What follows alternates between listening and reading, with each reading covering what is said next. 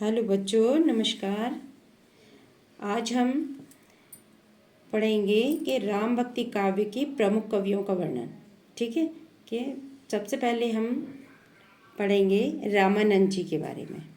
देखिए, रामानंद तो रामानंद का जो जन्म है कब हुआ? 1400 ईस्वी में। ठीक है, मृत्यु 1470। उनका जन्म कहाँ हुआ था रामानंद जी का? काशी में। और उनके गुरु कौन थे? राघवानंद, जैसे कि मैंने पिछले वीडियो में आपको बताया है। ठीक है, एक बार दोबारा से समझते हैं। इनका जन्म 1400 ईस्वी में, मृत्यु 1470 में हुई और जन्म हुआ था काशी में। इनके गुरु का नाम क्या था? राघवानंद। देखिए, ये जो मैंने आपको पढ़ा रही हूँ इसमें, ये मैंने खुद अपने हाथों से शॉर्ट्स नोट बनाए हैं, जिससे कि कम समय में ज़्यादा आप सीख सकें। ठीक है, ये आप जैसे पीजीटी वगैरह का पेपर देंगे हिंदी से तो इजीली आपका पेपर क्वालिफाई होगा। ठीक है, अब रामानंद जी के जो शिष्य थे कितने थे? 12। ठीक है, कितने शिष्य थे? 12। उनका उल्लेख कहाँ पर मिलता है? भक्तमाल ग्रंथ में। ठीक है, उनका जो 12 शिष्यों का उल्लेख है वो कहाँ मिलता है? भक्तमाल ग्रंथ में। लेकिन इनके जो 4 शिष्य थे वो प्रमुख थे। 12 शिष्यों में से इनके 4 शिष्य प्रमुख थे। कौन कौन से थे? कबीरदास, रैदास, धन्ना और पीपा। ठीक है, कौन कौन से 4 प्रमुख शिष्य थे? अगर जैसे रामानंद जी के 4 प्रमुख शिष्यों का नाम आता है तो कबीरदास, रैदास, धन्ना, पीपा। ठीक है, और अगर इनका पूछा जाए कि संप्रदाय प्रवर्तन कौन सा था इनका, तो रामावत। क्या आएगा? रामावत संप्रदाय। चलिए आगे चलते हैं कि रामानंद की जो रचनाएं हैं, प्रमुख रचनाएं, रामानंद जी की जो प्रमुख रचनाएं वो कौन कौन सी हैं? हनुमान राम आरती, राम आरती, राम रक्षा स्तोत्र, वाल्मीकि रामायण का हिंदी में अनुवाद। ठीक है, इनके संस्कृत ग्रंथ कौन से हैं? वैष्णव, माताज्व, भास्कर और दूसरा है श्री रामचरण पद्धति। ठीक है, श्री रामचरण पद्धति। इनके ये कौन कौन से संस्कृत ग्रंथ हैं? कौन से? वैष्णव, माताज्व, भास्कर। ये एक ही है पूरा नाम। ठीक है, इस प्रकार से। अब यहाँ पर इनके बारे में एक बात और कही जाती है कि रामानंद ने सभी के लिए भक्ति का मार्ग को खोला। ठीक है, इनके जो ऊपर जैसे कि मैंने अभी बताया कि इनके 12 शिष्य थे, तो उन शिष्यों के नाम क्या थे? तो इनके शिष्यों के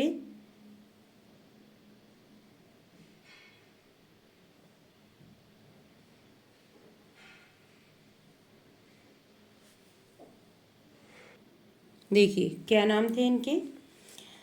अनंतानंद, सुखा, सुरसुरा, सुरसुरी, नरहयानंद, नरहरियानंद, भावानंद, पद्मावती, पीपा, कबीर, रैदास और धन्ना।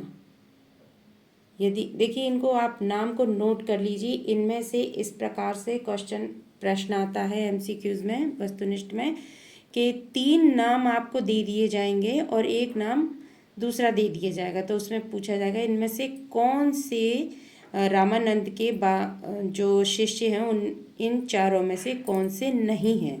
तो कौन कौन से हैं हम याद कर लेंगे तो नहीं वाला आसानी से हम अलग कर सकते हैं। ठीक है, कौन कौन से हैं? एक अनंतानंद, सुखा, सुरसुरा, सुरसुरी, नरहरयानंद, भावानंद, पद्मावती, पीपा, कबीर, रैदास और धन्ना। ठीक है, नेक्स्ट है कि रामानंद संप्रदाय की गद्दी कहाँ पर है। रामानंद संप्रदाय की गद्दी कहाँ पर है? तो राजस्थान में अनंतानंद के शिष्य कृष्णदास पैहारी ने स्थापित की थी। कहाँ पर है? राजस्थान में। और ये भी बता दिया गया है कि किसने स्थापित की इनकी रामानंद संप्रदाय की गद्दी। अनंतानंद के जो शिष्य थे कृष्णदास पैहारी ने स्थापित की। नोट कर लीजिए, ठीक है। आगे पढ़ते हैं कि रामानंद संप्रदाय की गद्दी, ये हम पढ़ चुके हैं, ये डबल बार लिख गया है, चलिए कोई बात नहीं है। अब कुछ फैक्ट आते हैं, क्वेश्चन आते हैं कि वैरागी शाखा को तापसी शाखा भी कहा जाता है, ठीक है। वैरागी शाखा को तापसी शाखा भी कहा जाता है। और गुरु ग्रंथ में रामानंद के दोहा पद हैं। यहाँ से भी प्रश्न आते हैं कि गुरु ग्रंथ में रामानंद के दोहा पद भी हैं, ठीक है। ये यहाँ पर पूरा जो अभी आपको ऊपर समझाया रामानंद जो थे उनके बारे में पूरा डिटेल है। तो ये वीडियो आपको अच्छा लगा हो तो आप मेरे चैनल को सब्सक्राइब करें, लाइक करें वीडियो को। आगे वीडियो देखने के लिए मेरे चैनल को फॉलो करें। Thank you.